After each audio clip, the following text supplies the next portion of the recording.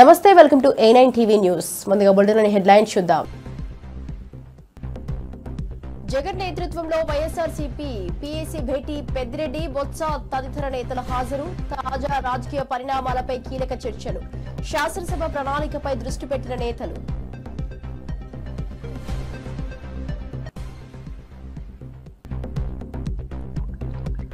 కాకానిపై 17 కేసులు కుట్రగా బనాయించారన్న చంద్రశేఖర్ ఆరోపణ. హెలికాప్టర్ అనుమతిపై కేంద్రంపై మండిపాటు, అనుమతి ఇచ్చిన అనేక ఆంక్షలపై విమర్శలు. ఇది దేశంలోని దురాచారానికి ఉదాహరణ అన్న ఎంపీ.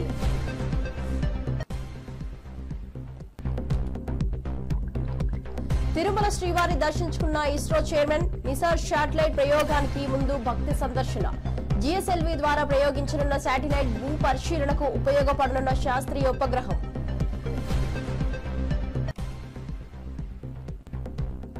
పుంగోల్ టౌన్షిప్ సందర్శించిన మంత్రి Narayana. Singapore echo town model గా అభివృద్ధి యత్నం. అమరావతి నిర్మాణానికి కొత్త మార్గదర్శకాలు. గ్రీన్ మొబిలిటీపై అధ్యయనంలో పాల్గొన్న మంత్రి.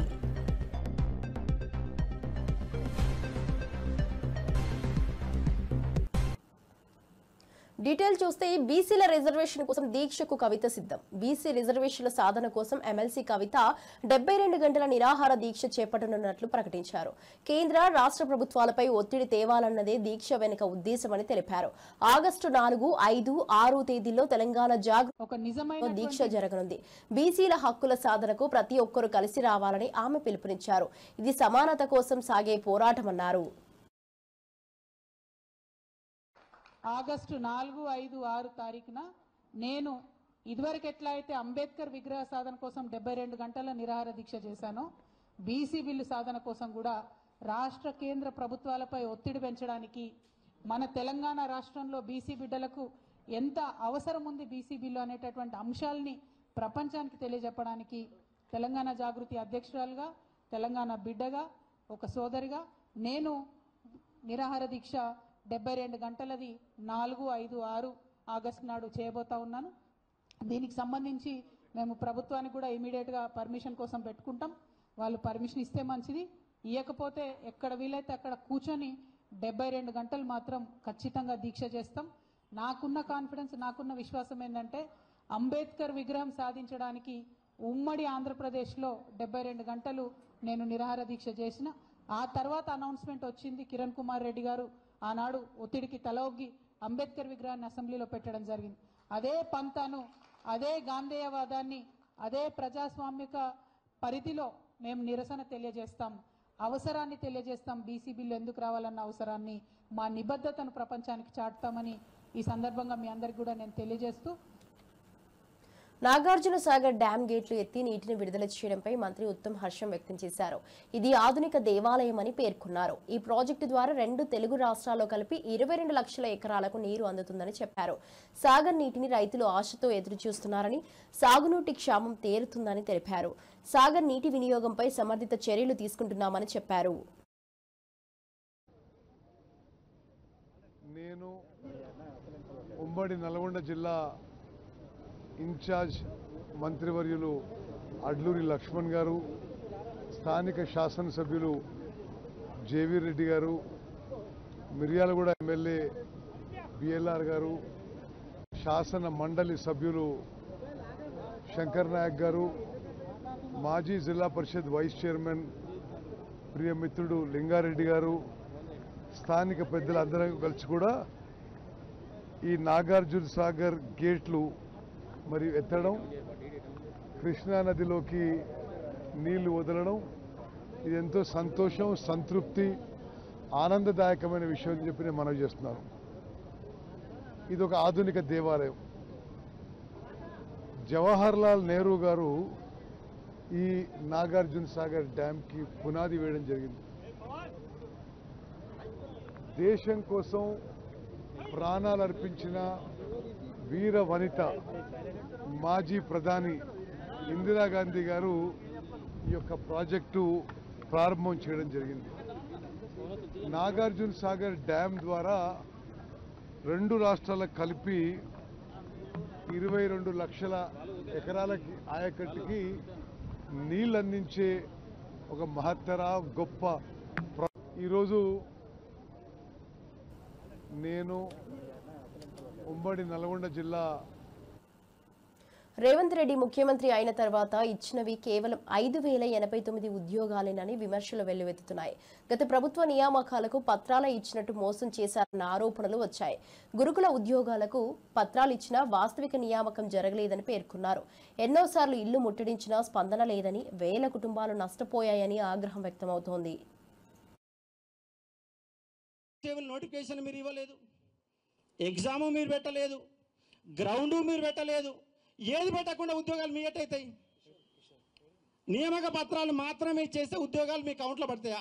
లేదు, మీ ఉద్యోగాలు మీరు చెప్తున్నారు. మరి ఎన్నికల మేనిఫెస్టోలో టీఆర్ఎస్ పార్టీ ఇచ్చిన ఉద్యోగాలే మేము ఇస్తున్నామని చెప్పిరా? మీరేమన్నా చెప్పలే కదా. వాళ్ళు ఇస్తున్న ఉద్యోగాలు మేము కల్పిస్తామని ఎక్కడ చెప్పలే. వాళ్ళు ఇచ్చిన ఉద్యోగాలు మీ అకౌంట్లో వేసుకున్నారు. ఎందుకంటే ఎస్ఐ కానిస్టేబుల్ నోటిఫికేషన్ ఇచ్చింది గత గవర్నమెంటే, ఎగ్జామ్ పెట్టింది గత గవర్నమెంటే, గ్రౌండ్ పెట్టింది గత గవర్నమెంటే, పత్రాలు మాత్రమే ఇచ్చిండు రేవంత్ రెడ్డి గారు. రెండో అంశం, గురుకులాలు 9,000 ఉద్యోగాలు వేశారు. 9,000 ఉద్యోగాల సంబంధించి ఎగ్జామ్ పెట్టింది గత గవర్నమెంటే, నోటిఫికేషన్ ఇచ్చింది గత గవర్నమెంటే, రిజల్ట్ ఇచ్చింది గత గవర్నమెంటే, కేవలం పత్రాలు ఇచ్చారు. ఆ పత్రాలు కూడా మీరు పార్లమెంట్ ఎన్నికల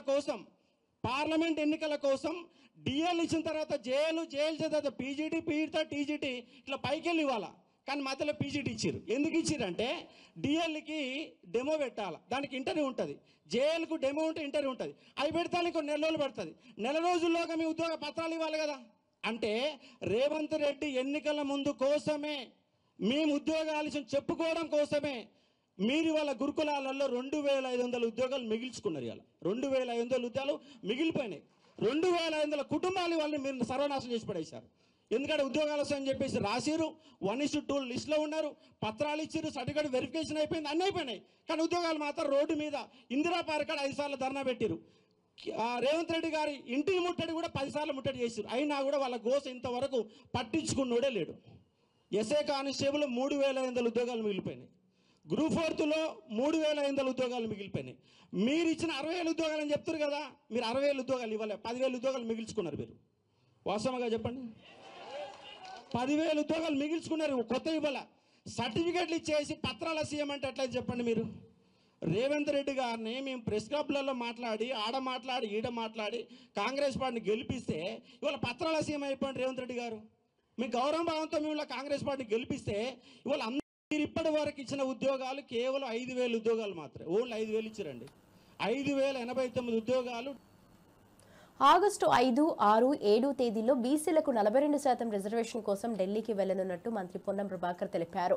రాష్ట్రపతి అపాయింట్మెంట్ కోరామన్నారు. తెలంగాణ కాంగ్రెస్ ఎంపీలు, ఎమ్మెల్యేలు, మంత్రులతో పాటు దేశవ్యాప్తంగా కాంగ్రెస్ మద్దతుదారులంతా ఢిల్లీకి వెళ్తున్నామని వెల్లడించారు.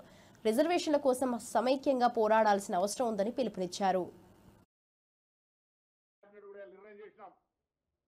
ఆగస్టు 5, 6, 7 3 రోజులు గౌరవ ముఖ్యమంత్రి గారు అపాయింట్మెంట్ అడుగుతా ఉన్నారు.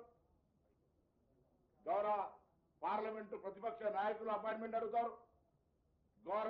గౌరవ రాజ్యసభ ప్రతిపక్ష నాయకుడు కూడా రాష్ట్రపతి గారు అపాయింట్మెంట్ అడిగి దేశంలో ఉన్నటువంటి కాంగ్రెస్ పార్టీ మిత్రపక్షాలతో సహా 100 మంది ఎంపీల పైన, రాజ్యసభ సభ్యులతో సహా తెలంగాణలో ఉన్నటువంటి ప్రతి శాసనసభ్యుడు, శాసనమండలి సభ్యుడు, ఎంపీలు, మంత్రులందరం కూడా 5, 6, 7 ఢిల్లీకి వెళ్తా ఉన్నాం. తెలంగాణలో ఉన్నటువంటి బీసీ మేధావులు, బీసీల నాయకులు, కుల సంఘాల నాయకులు ఆనాడు ఏ జాయింట్ యాక్షన్ కమిటీ వేసుకొని తెలంగాణ ఉద్యమం కొరకు పోరాడినో ఇవాళ ఇది ఒక కీలకమైనటువంటి దశ. గ్రామీణ ప్రాంతాల్లో మనకు వచ్చేటువంటి 42% రిజర్వేషన్ కాపాడుకోవడానికి, అమలు చేసుకోవడానికి ఒక అవకాశాన్ని వినియోగించుకునే బాధ్యత క్షేత్రస్థాయిలో ఉన్నటువంటి అన్ని కుల సంఘాలది, బీసీ సంఘాలది, బీసీ మేధావులది. మా చిత్తశుద్ధితో మేము ఉన్నాం. ఎక్కడ కూడా 1% డివేట్ కాకుండా మా ముఖ్యమంత్రి గారు అనేక సందర్భాల్లో ఎన్ని విమర్శలు వచ్చినా, ఎవరిని చెప్పినా ఉప ముఖ్యమంత్రి గారు, సబ్ కమిటీ చైర్మన్, పిసిసి అధ్యక్షులు అందరూ కూడా టోటల్ క్యాబినెట్. భూములపై వైఎస్ఆర్సీపీ ప్రతినిధి ఘాటు ఆరోపణ. నవ ఏపీ కూటమి ప్రభుత్వం ఖరీదైన భూములను కేకుల్లా కట్ చేసి తమకు అవసరమైన వారికి పనిచేస్తోందని పుత్త శివశంకర్ రెడ్డి ఆరోపించారు. లూలు మాల్ కోసం విశాఖ, విజయవాడలో వేల కోట్ల విలువైన భూములు కేటాయించారని తెలిపారు. ప్రజా సంఘాల వ్యతిరేకతను పట్టించుకోకుండా ప్రభుత్వ భూములను అప్పగిస్తున్నారన్నారు. దీని వెనుక స్వార్థ రాజకీయాలున్నారన్నది ఆయన ఆరోపణ. చంద్రబాబు నాయుడు గారికి మాట్లాడి ఒకసారి కౌగిలించుకుంటానే ఆయన మీద ఎనలేని ప్రేమతో కనీసం ఆర్ఎఫ్పి రిక్వెస్ట్ ఫర్ ప్రపోజల్ కూడా రాకముందే విశాఖపట్నంలో ఉన్నటువంటిది బీచ్ రోడ్డులో హార్బర్ పార్కులో ప్రధానమైనటువంటి ఆ యొక్క భూమిని దాదాపు 14 ఎకరాల భూమిని 2,000 కోట్ల రూపాయలు ఈ రోజు పెడితే హార్బర్ పార్కులో దొరకనటువంటి అటువంటి ల్యాండ్ బ్యాంక్ని, అదేవిధంగా విజయవాడలో నడిబోటున బందర్ రోడ్డు సంబంధించిన ఆర్టీసీ ఓల్డ్ బస్టాండ్ దగ్గర 4.25 ఎకరాలు అంటే దగ్గర 1000 కోట్ల రూపాయలు ఉన్నటువంటి ఆ భూమిని ఒక లూలు ప్రైవేట్ మాల్కి కట్టబెట్టడం అనేటువంటిది జనాలందరూ కూడా విస్తుపోతున్నారు. అదేవిధంగా ఇది ఇప్పుడే కాదు, గతంలో కూడాను హైదరాబాద్లో అపధర్మ ముఖ్యమంత్రిగా ఉన్నప్పుడు ఐఎంజీ భూములను కూడాను ఇదే విధంగా ధారాదత్తం చేయడం చూసాం. అంతటితో ఆగలేదు. ఈరోజు ఉర్సా అనేటువంటి వాళ్ళకి దాదాపు 60 ఎకరాలు, 1000 కోట్ల రూపాయలు. అంతెందుకండి, ఇక్కడే మన బాలశౌరి గారి వారికి సంబంధించినటువంటిది దగ్గర 115 ఎకరాలు. ఈరోజు చూసాం లేటెస్ట్గా మన పార్థసారికి సంబంధించిన 600 కోట్ల రూపాయలు విలువ చేసే భూమి 845 ఎకరాలు దారాదత్తం చేయడానికి 25 ఏళ్లకు ముందుకు వచ్చారు. ఇప్పుడు అనుకుంటున్నాం, ఇప్పుడు లూలుమాల్ ఉంది. లూలుమాల్ అనేటువంటిది హైదరాబాద్, కేరళలో కూడా పెట్టారు. హైదరాబాద్, కేరళలో ప్రభుత్వం ఒక్క రూపాయి కానీ ఒక్క సెంటు కానీ ఇవ్వలేదు. ప్రైవేటు భూముల దగ్గర తీసుకొని వాళ్ళు డెవలప్ చేసుకుని ఇచ్చారు. సరే, ఈ రోజు ఏం చెప్తున్నారు, లూలుమాల్ వస్తే అది వస్తుందని. లూలుమాల్ అనేటువంటిది ఒక కమర్షియల్ కాంప్లెక్స్. ఇప్పుడు విజయవాడలో డిమార్ట్, లేకపోతే పీవీపీ, ఐనాక్స్ ఇటువంటివి ఉన్నాయి కదా, ఇటువంటి వాటి వల్లే అది కూడా ఒక కమర్షియల్ కాంప్లెక్స్. ఇదే లూలుమాల్ ఏమైనా పేదోడు ఏమైనా వెళ్తాడు అనుకుంటే హైదరాబాద్లో చూస్తే మనం వెళ్తే కాకాని గోవర్ధన్ రెడ్డిపై అక్రమంగా 17 కేసులు బనాయించారని ఎమ్మెల్సీ చంద్రశేఖర్ రెడ్డి ఆరోపించారు. వైఎస్ జగన్ పరామర్శకు వెళ్లేందుకు హెలికాప్టర్ పర్మిషన్ నిరాకరించడం కుట్రలతో నిండి ఉందన్నారు. చివరికి అనుమతి ఇచ్చినా ఎన్నో ఆంక్షలు విధించడం దేశంలో ఎక్కడా లేని దురాచారమని మండిపడ్డారు. అధికార దుర్వినియోగానికి ఇది పరాకాష్ట అని వ్యాఖ్యానించారు. మోపబడి 2 నెలలకు పైగా ఆయన జైల్లోనే ఉండడం కూడా అందరికీ తెలిసిన విషయమే. అలానే ఇటీవల కాలంలో నల్లపరెడ్డి ప్రసన్న కుమార్ రెడ్డి గారి ఇంటిని ధ్వంసం చేయడం, అది కూడా ఎప్పుడు మన నెల్లూరు చరిత్రలో ఎప్పుడు కూడా చూడలే. ఆంధ్ర రాష్ట్రంలో కూడా అటువంటి పరిస్థితులు ఎప్పుడు కూడా గమనించలే. మరి ఇట్లాంటి దురదృష్టకర సంఘటనలు నెల్లూరులో జరగడం చాలా బాధాకరం. చాలామంది జరిగినటువంటి తీరుని, ఇటీవల కాలంలో పెడుతున్నటువంటి అక్రమ కేసుల్ని, వీటన్నింటినీ కూడా చూస్తూ ఉన్న తర్వాత నెల్లూరు జిల్లాలో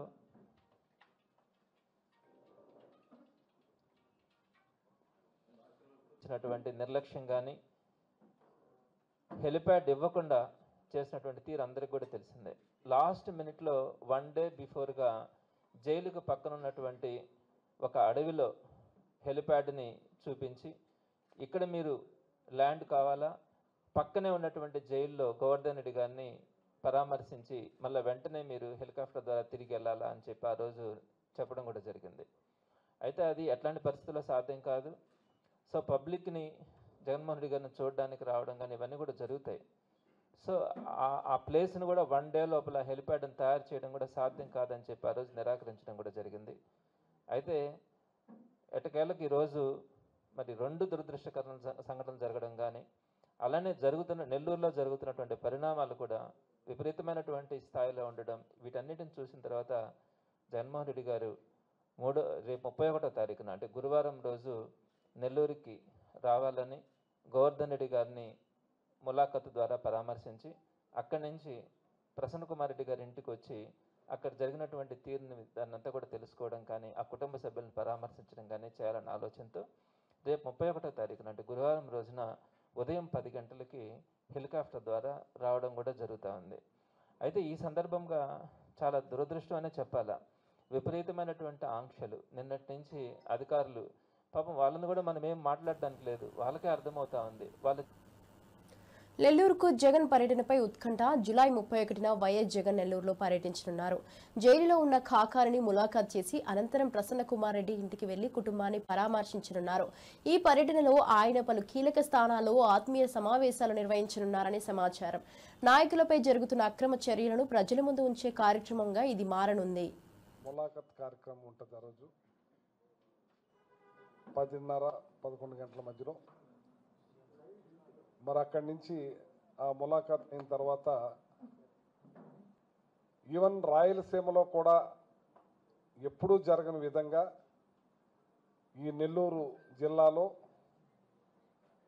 ప్రసన్న కుమార్ రెడ్డి గారి ఇంటి మీద 200 పైబడి దౌర్జన్యకాండ సృష్టించినప్పుడు ఏదైతే నల్లపరెడ్డి శ్రీనివాసరెడ్డి గారు ఉన్నారో ఆయన వైఫ్ మరి పెద్దావిడి ఆ ఇంట్లో ఒక్కావిడే ఉంటాం. ఆ దౌర్జన్యకాండకి ఆ వయసులో ఎంతో భయభ్రాంతులకు గురైన ఆవిడ్ని ప్రసన్న కుమార్ రెడ్డి గారిని పరామర్శించడానికి జగన్మోహన్ రెడ్డి గారు వాళ్ళ ఇంటికి రావటం జరుగుతుంది. మరి ఆ జగన్మోహన్ రెడ్డి గారు 31వ తారీఖున కార్యక్రమాన్ని మా నాయకులు మా కార్యకర్తలు స్వాగతిస్తారని చెప్పి తెలియజేస్తా ఉన్నాను. ఒక కేసు తర్వాత ఒక కేసు పీటీ వారెంట్లు వేసి ఇబ్బందులు పెడుతున్న జగన్మోహన్ రెడ్డి గారు వచ్చి జూలై 31న జగన్ నెల్లూరు పర్యటనను అడ్డుకునేందుకు కూటమి కుట్రలు చేస్తున్నదని వైఎస్ఆర్సీపీ ప్రతినిధి కారుమూరు వెంకటరెడ్డి ఆరోపించారు. కాకానిని పరామర్శించేందుకు టీడీపీ గుండాల దాడితో నష్టపోయిన ప్రసన్న కుమార్ రెడ్డి ఇంటికి జగన్ వెళ్తున్నారన్నారు. హెలిప్యాడ్ వద్ద కేవలం 10 మందికే అనుమతి ఇవ్వడం దారుణమని విమర్శించారు. ఇది ప్రజాస్వామ్యంపై దాడిగా అభివర్ణించారు. ఏదైతే ఏకైక లక్ష్యంతో ఈ కూటమి ప్రభుత్వం పనిచేస్తా ఉందనేది మనకు అనేక సార్లు స్పష్టంగా కనపడింది. మరొకసారి నెల్లూరు జిల్లా పర్యటనని అడ్డుకోవాలని చెప్పేటటువంటి దానికి వాళ్ళు విధించినటువంటి ఆంక్షలు చూస్తేనే మీకు అర్థమవుతుంది. జగన్ నెల్లూరు పర్యటన పైన అడుగడుగున ఆంక్షలు విధిస్తూ జగన్మోహన్ రెడ్డి గారి హెలీప్యాడ్ దగ్గర కంటే కేవలం 10 మందికి మాత్రమే అనుమతిస్తారంట. జగన్మోహన్ రెడ్డి గారి వెంట ఎవరో రాకూడదంట. ఏదైతే జగన్మోహన్ రెడ్డి గారి వెంట వచ్చే వారికి నోటీసులు ఇస్తామని చెప్పి ముందుగానే నోటీసులు ఇస్తున్నటువంటి పరిస్థితి. ఈ నెల 31 అంటే జూలై 31న 13 అక్రమ కేసుల్లో జైల్లో ఉన్నటువంటి 13 అక్రమ కేసుల్లో ఈ కూటమి ప్రభుత్వం వచ్చిన తర్వాత నెల్లూరు జిల్లా అధ్యక్షుడిగా పనిచేస్తున్నటువంటి మాజీ మంత్రిగా ఉన్నటువంటి కాకాని గోవర్ధన్ రెడ్డి గారిపై 13 అక్రమ కేసులు బనాయించింది కూటమి ప్రభుత్వం. ఆ 13 అక్రమ కేసుల్లో జైల్లో ఉన్నారు. ఈరోజు ఏదైతే ఆ జైల్లో ఉన్నటువంటి కాకాని గోవర్ధన్ రెడ్డి గారిని పరామర్శించడానికి జగన్మోహన్ రెడ్డి గారు వెళ్తున్నారు. అలానే 50 సంవత్సరాలుగా రాజకీయాల్లో ఉండి 6 సార్లు ఎమ్మెల్యే, వాళ్ళ తండ్రి గారు అంతకుముందు మంత్రిగా చేశారు, 3 సార్లు ఎమ్మెల్యేగా, మొత్తంగా వాళ్ళ కుటుంబం 9 సార్లు ఎమ్మెల్యే. అలాంటి నల్లపరెడ్డి ప్రసన్న కుమార్ రెడ్డి గారి కుటుంబం మీద హత్యాయత్నం వాళ్ళు చేసినటువంటిది. ఇంటి మీదకి వచ్చి ఇల్లు మొత్తం ధ్వంసం చేసి ఈ తెలుగుదేశంలో ఉన్నటువంటి ఎమ్మెల్యేగా ఉన్నటువంటి వేమిరెడ్డి ప్రశాంతి తన అనుచరులను పంపించేసి పూర్తిగా ఇంటిని ధ్వంసం చేసి వేమిరెడ్డి ప్రశాంతి గారు తన అనుచర వర్గం మొత్తాన్ని రౌడీలందరినీ పంపి ఏ విధంగా చేసిందో మనం అన్ని చూసాం. అంటే ప్రసన్న కుమార్ రెడ్డి గారిని చంపేయాలనేటువంటి ప్రయత్నం జరిగింది. ఆయన అక్కడ ఆ టైంకి ఇంట్లో లేరు కాబట్టి సరిపోయింది. సో ఆ ప్రసన్న కుమార్ రెడ్డి గారిని వాళ్ళ ఇంటికి వెళ్లి ఆ కుటుంబాన్ని పరామర్శించడానికి జగన్మోహన్ రెడ్డి గారు వెళ్తుంటే వాళ్ళు ఇచ్చినటువంటి ఆంక్షలు, వాళ్ళు పెట్టినటువంటి ఆంక్షలు చూడండి. వెంకటాచలం మండలం చెముడుగుంటలోని సెంట్రల్ జైలు సమయంలో పోలీసులు అనుమతించిన హెలీప్యాడ్ వద్దకు కేవలం 10 మంది మాత్రమే వెళ్లాలి. వైఎస్ఆర్సీపీ పీఏసీ సమావేశం ప్రారంభం. వైఎస్ఆర్సీపీ అధ్యక్షుడు వైఎస్ జగన్ నేతృత్వంలో పార్టీ పీఏసీ సమావేశం ప్రారంభమైంది. పెద్దిరెడ్డి, బొత్స, తమ్మినేని, ఆర్కే రోజా, లక్ష్మీ పార్వతి తదితర నేతలు పాల్గొన్నారు. తాజా రాజకీయ పరిణామాలు, వ్యూహాత్మక నిర్ణయాలపై చర్చ జరిగింది. పార్టీ బలోపేతానికి తీసుకోవాల్సిన చర్యలు, శాసనసభ సమావేశాల ప్రణాళికపై దృష్టి పెట్టినట్లు సమాచారం. ముఖ్య నేతల మధ్య కీలకంగా చర్చలు సాగుతున్నాయి.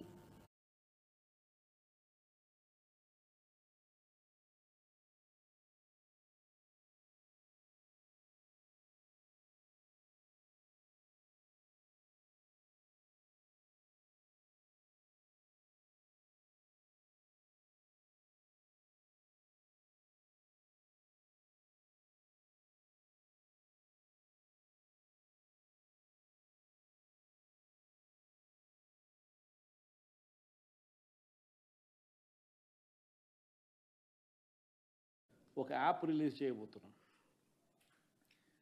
రాష్ట్రంలో ఎక్కడైనా కానీ ఎవరికైనా కానీ ఏ అధికారితో అయినా కానీ హరాస్మెంట్కి ఎవడైనా లోన్ అయితే ఆ యాప్లోకి పోయి యాప్ అడిగే క్వశ్చన్, నీకు ఏ రకంగా అన్యాయం జరిగింది అని.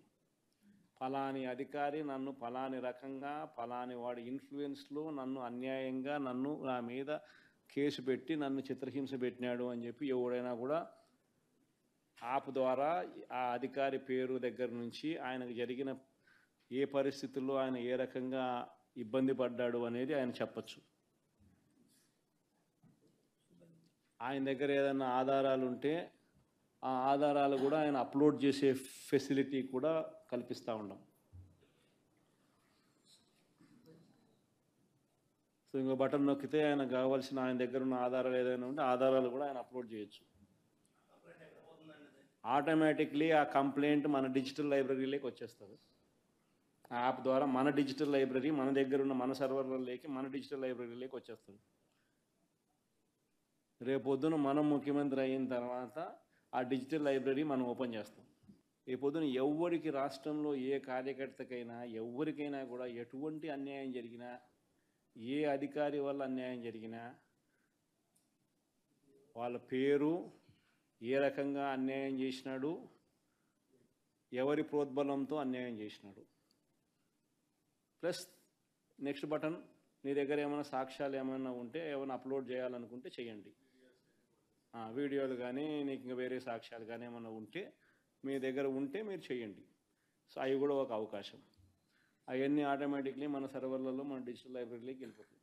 మనం వచ్చిన తర్వాత అవి ఓపెన్ చేసి ఎవడెవడైతే మన కార్యకర్తలను అన్యాయం చేసినాడో వాళ్ళందరినీ కూడా చట్టం ముందర ఏ రకంగా నిలబెట్టాలనో ఆ రకంగా నిలబెట్టించి అందరినీ కూడా సినిమా చూపించే కార్యక్రమం మాత్రం జరుగుతుంది. వాళ్ళు చేసినవన్నీ కూడా వడ్డీతో సహా ఏదైతే నువ్వు ఎత్తుతున్నావో అదే పండుతుంది. ఎక్కడో కూడా మనం అన్యాయం చేయడం లేదు. ఏదైతే మీరు ఎత్తినారో అదే రేపొద్దున పండుతుంది. చక్కెర వడ్డీతో సహా చెల్లించే పరిస్థితి వస్తుంది. అదొకటి ఖచ్చితంగా నెక్స్ట్ 10 రోజుల్లో రిలీజ్ చేయబోతున్నాం. బాబు ష్యూరిటీ మోషన్ గ్యారంటీ అనేది అయితే ప్రోగ్రాం జరుగుతూ ఉందో దాంట్లో మీరంతా కూడా ఇంకా కొంత ఎక్కువ ఇన్వాల్వ్ కావాలి. అంటే ఈ ప్రోగ్రాం అనేది అన్ని చోట్ల బాగా జరుగుతూ ఉంది. ఆర్గనైజ్డ్ పద్ధతిలోకి తీసుకొని రావాలంటే గ్రామ కమిటీస్ను మనం ఎఫెక్టివ్లీ ఫామ్ చేయాలి. ఎఫెక్టివ్లీ మనం ఫామ్ చేసే ఒక అవకాశం దీనివల్ల మనకు వచ్చింది ఈ ప్రోగ్రాం వల్ల. ఈ ప్రోగ్రాము ఎందుకు ఎంత బాగా ఉందంటే ప్రతి చోట కూడా చంద్రబాబు నాయుడు చేసిన మోసం అనేది క్లియర్ కట్గా కనిపిస్తూ ఉంది. ప్లస్ మోస్ట్ ఇంపార్టెంట్ థింగ్ ఏంటంటే మనం ఆపరేషన్ సింధూర్పై అమిత్ షా కీలక ప్రకటన. ఆపరేషన్ సింధూర్ విజయవంతంగా పూర్తయిందని కేంద్ర హోంమంత్రి అమిత్ షా వెల్లడించారు. పహల్గామ్ ఉగ్రదాడికి పాల్పడిన నిందితులను భారత ఆర్మీ మట్టుబెట్టిందన్నారు. పాకిస్తాన్ స్థావరాలను ధ్వంసం చేశామని చెప్పారు. ఇక జమ్మూ కాశ్మీర్ పోలీసులకు ప్రత్యేక అభినందనలు తెలిపారు. దేశ భద్రతను కాపాడే అంశంలో ప్రభుత్వం ప్రతిష్టాత్మకంగా వ్యవహరిస్తోందన్నారు.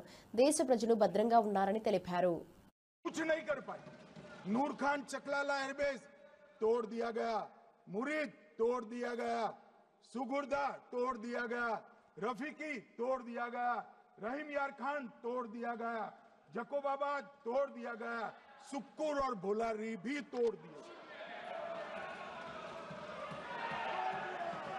और सुक्कुर, लाहौर, अरिफवाला, चुनेन, जकोकाबाद और नया चोर ये 6 रडार सिस्टम भी उनके पूरी तरह से ध्वस्त कर दिए।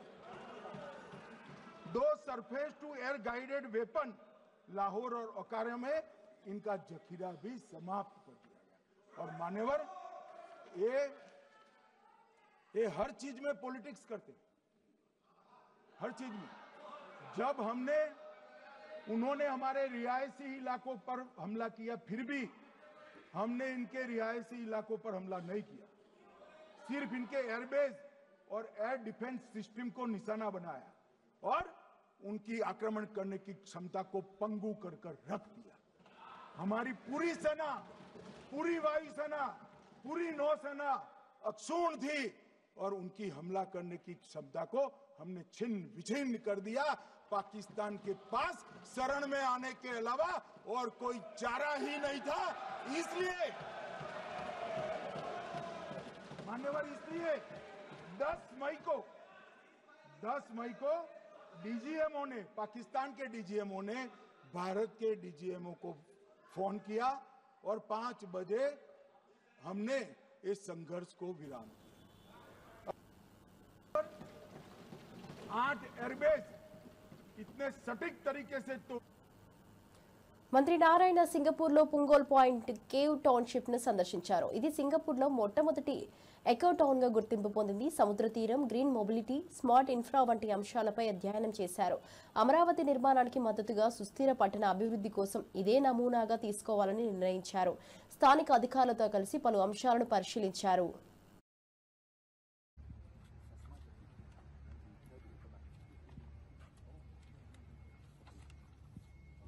So in terms of section cutting this way, we have a full basement, and even in the basement we allow light to come in. You're going to see some of this opening. That would rely lesser on mechanical ventilation, lighting, okay, by opening up. Right? Likewise here. This is the you want back to the yes, this coordination issues. There are 2 wings to every block.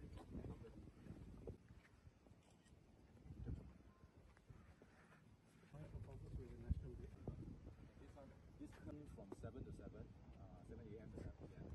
Allow it, the public can go there. You can do hiking, you can do running sports and everything.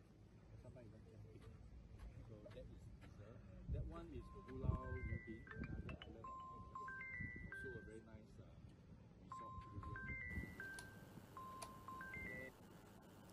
శ్రీవారిని దర్శించుకున్న ISRO chairman వి నారాయణ్ తిరుమల శ్రీవారిని దర్శించుకున్నారు. NASA, ISRO సంయుక్తంగా రూపొందించిన Nisar satellite GSLV mark 2 ద్వారా ప్రయోగించనున్నారు. ఇది 12 రోజుల్లో భూమి చుట్టేస్తోంది. భూ పరిశీలన, ఉపద్రవ హెచ్చరికల వంటి పలు అవసరాలకు ఇది ఉపయోగపడనుంది. శాస్త్రవేత్తలు తయారు చేసిన ఈ ఉపగ్రహం ప్రయోగానికి ముందే స్వామివారిని దర్శించుకున్నారు.